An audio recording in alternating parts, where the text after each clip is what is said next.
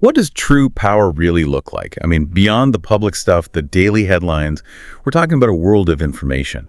Well, it's so vast, so incredibly confidential, that really only one person gets full access. The President of the United States. It's this massive top secret universe. Yeah. It goes way beyond things we hear about, like, the nuclear codes or the president's daily brief. Exactly. And that's our mission today, really. To take you on a deep dive into this hidden world. We want to explore the kinds of secrets a president learns, and they can be pretty startling. And the huge implications that come with that knowledge, just think about it for a second. The U.S. has poured trillions, literally trillions, over the decades to make sure its president can know more than anyone else on Earth. And that knowledge is explicitly meant to be used, deployed for the country's advantage. Yeah, and you get these glimpses, these historical moments that really hit you. Like Eisenhower. When he became president in '52, Truman pulls him aside and reveals this huge secret. Just days before the election, the U.S. tested the first hydrogen bomb, a weapon 100 times more powerful than anything before it. Almost nobody knew. Imagine getting that news on day one. What a way to understand power. It really sets the scene, doesn't it? And then fast forward 8 years, Eisenhower is handing over to JFK, and he tells Kennedy about a secret plan already in motion, the invasion of Cuba. Right, the Bay of Pigs. Which Kennedy let proceed, and, well, we all know how that turned out. A fiasco. These aren't just, trivia points. They're real glimpses into this universe of information that very, very few people truly get. Okay, so if those are just the glimpses, let's really try and unpack what this huge hidden universe of information actually involves today. Well, when most people think about classified stuff, they know the basic levels, right? Confidential, secret, top secret. But the nation's most sensitive secrets, the really, really critical stuff, that's on another level entirely. We're talking about things called special access programs, or SAPs, and sensitive compartmented information, SCI. People sometimes call this stuff beyond top secret. Beyond top secret. Okay, that phrase alone, it just grabs you, doesn't it? It suggests a whole different reality. Yeah. So can you give us a sense, what kinds of operations or information actually fit into those categories? What needs that level of secrecy? So within these beyond top secret areas, one of the, let's say, heavier and relatively newer presidential powers is signing off on drone strikes, from the Predator and Reaper drones the CIA and the Pentagon run. The targeting details, the operational plans, because they're so sensitive, involve life and death directly. They definitely fall under SAPs and SCI. That's, wow.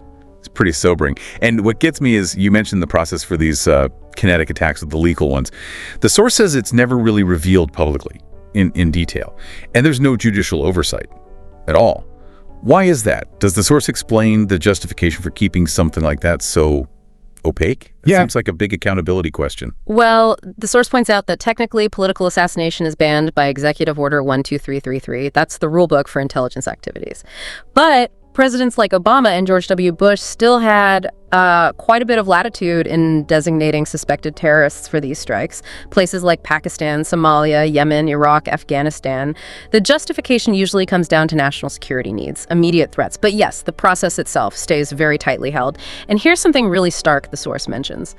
The president and vice president are actually among the very few who can choose to watch the videos. The high-tech feeds from the drones during the strikes.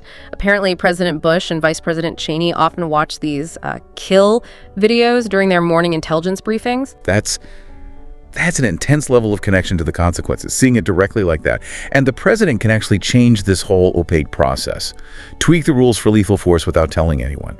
That just highlights this enormous unseen power we're talking about.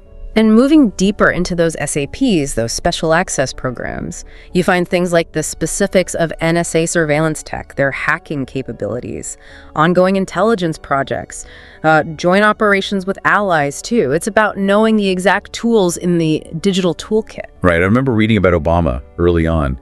He got briefed on that joint U.S.-Israeli effort against Iran's nuclear program using cyberattacks like Stuxnet. That was huge back then. Yeah. And you just have to assume the tools and operations today are, well, light years beyond that. Oh, undoubtedly. And this hidden hand, this capability, it isn't just pointed at enemies. That's what the Snowden leaks really brought home, didn't they? U.S. intelligence was routinely listening in on allies. German Chancellor Angela Merkel's phone calls, emails of top foreign business leaders. The key thing is the sheer breadth of it. It goes way past just counterterrorism and the president. If they wanted to, they could see those transcripts, those documents. Think about the leverage that gives you in diplomacy. And there's more in those beyond top secret files, like details about which foreign officials might be on the payroll. You know, being paid by agencies like the CIA or even the DEA, the Drug Enforcement Administration. These aren't small amounts. We're talking potentially millions, sometimes over many years. It's about influence, right? Shaping things behind the scenes. That is genuinely startling. The source mentions President Carter. Right. He was apparently quite surprised to find out the CIA had been paying King Hussein of Jordan, paying him like 6 or 7 figures a year for almost 20 years to keep him cooperative. It kind of shows how these agencies can operate almost independently sometimes, even from the president. Is that common, this level of secrecy from the president? Well, the source suggests that traditionally presidents haven't really asked for the specific names, the identities of sources, but, and this is key, it's more of a custom, a tradition. It's not a law. So if a president did ask, the agency would almost certainly have to tell them. It's an interesting line between tradition and actual authority. The King Hussein story. It really shows the strange personal side of all this spying stuff, doesn't it? Okay, so from human intelligence, let's shift gears. What about the really big stuff? Nuclear secrets, global surveillance. Right. The president automatically gets what's called Q clearance information. This comes from the Department of Energy, and it covers the really terrifyingly precise details of the entire U.S. nuclear weapons program. We're talking exact locations of stockpiles, damage estimates, the tech specs of the warheads themselves, and crucially, the actual procedures, minute by minute. How to secure and launch the nuclear triad, the bombers, the subs, the missiles, and silos, which, the source reminds us, can deliver nuclear destruction in potentially as little as 30 minutes. Imagine knowing exactly how that works, the weight of that. 30 minutes, wow. Okay, and what about watching the world? Eyes in the sky, secret planes. What does a president learn there that, the rest of us don't? Well, the president gets briefings, if they ask for them, on all the spy satellites. The detection tech constantly circling the Earth. A lot of this is run by the National Reconnaissance Office, the NRO, an agency so secret its existence wasn't even acknowledged until 1992. Seriously, 1992. Yep.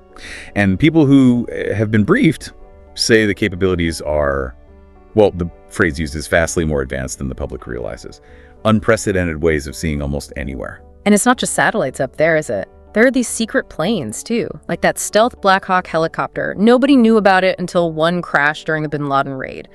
The source mentions experts estimate maybe a dozen or so of these unacknowledged aircraft exist, tested out at places like Area 51, fueling all those theories.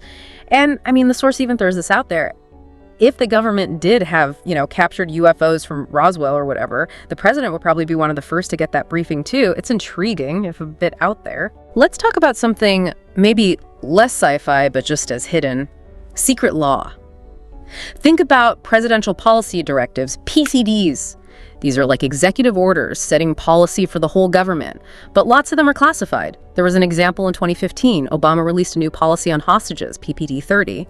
But in doing that, they accidentally revealed that PPD 29 even existed. It had been signed maybe a year before, and no one knew. And apparently there are dozens of these secret orders, some going back decades. Right, and the source really stresses that these secret documents, they deal with the absolute highest level stuff. Strategy, policy around national security, homeland security. Yeah. Could be about nuclear weapons, how the government keeps running a crisis, the war on terror, foreign relations. The whole point, it seems, is to give the president power the public doesn't even know about. Power that might only surface during a crisis. It's completely off the public radar. And related to that is domestic intelligence. Recent presidents got regular, detailed briefings on terror threats here at home. Like after 9/11, President Bush had that daily meeting with FBI Director Mueller. They went over the threat matrix, basically a list of possible plots. And President Obama had his Terror Tuesdays, reviewing ongoing cases, bigger strategy questions. The point is, both presidents were kept in the loop about individual plots, specific suspects being tracked. It shows how granular the domestic intelligence can get for the president. Okay, and finally, there's a category that might raise some eyebrows. It's about the private lives of world leaders. Intelligence agencies like the CIA and NSA routinely collect and pass on sensitive info to the White House, top diplomats. We're talking about things like alleged drug habits, sexual preferences, financial issues, maybe criminal ties, corruption claims, even family fights, information on other leaders, big foreign business figures, other prominent people. Yeah, the source gives some pretty specific, almost gossipy examples, don't they? Like that WikiLeaks cable about Gaddafi and his voluptuous blonde Ukrainian nurse. Or the idea that the president might know if some Middle Eastern prince was out partying hard in Georgetown the night before coming to the Oval Office. It really makes you pause. Yeah. The sheer human dirt aspect of intelligence. Exactly. And historically, that kind of info was kept incredibly secret, used purely for leverage in negotiations, But the source does raise the possibility that this kind of personal information could be used differently, in ways the source calls unprecedented, maybe even publicly, depending on the president's style.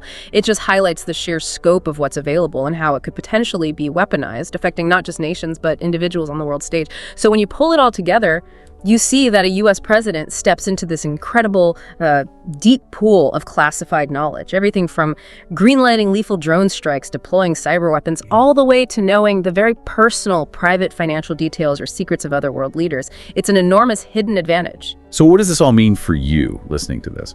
For us as citizens, all this knowledge, this power, it's designed to be used for the country's benefit, right? In trade deals, military strategy, countless other ways. But as the source points out, there's this potential for it to be used differently, used in ways described as unprecedented, maybe for personal spats, small PR wins, or to embarrass opponents or even allies, not just for pure national interest. Right. It really makes you think about how this unparalleled access shapes world events and the huge, huge responsibility that comes with it. And maybe that leaves us with this final thought to chew on.